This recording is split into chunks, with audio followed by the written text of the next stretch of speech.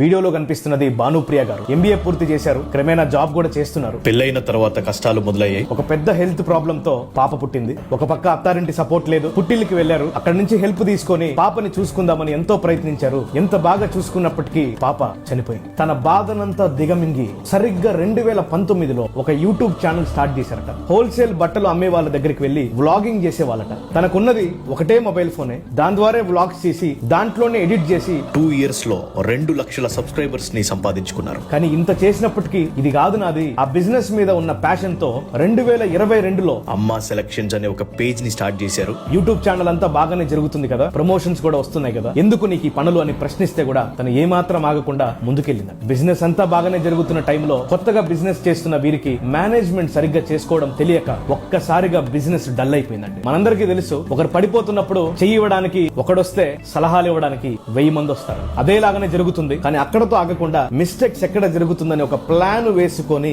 మళ్ళీ business start చేశారు. ఇప్పుడు 2 యూట్యూబ్ ఛానల్స్ రన్ చేస్తున్నారు. 6 మందికి ఎంప్లాయ్మెంట్ క్రియేట్ చేశారు. 70 lakhs నుండి 1 crore యాన్యువల్ టర్న్ ఓవర్ తో best quality, best price, best service ని అమ్మా సెలక్షన్స్ ఇస్తుంది.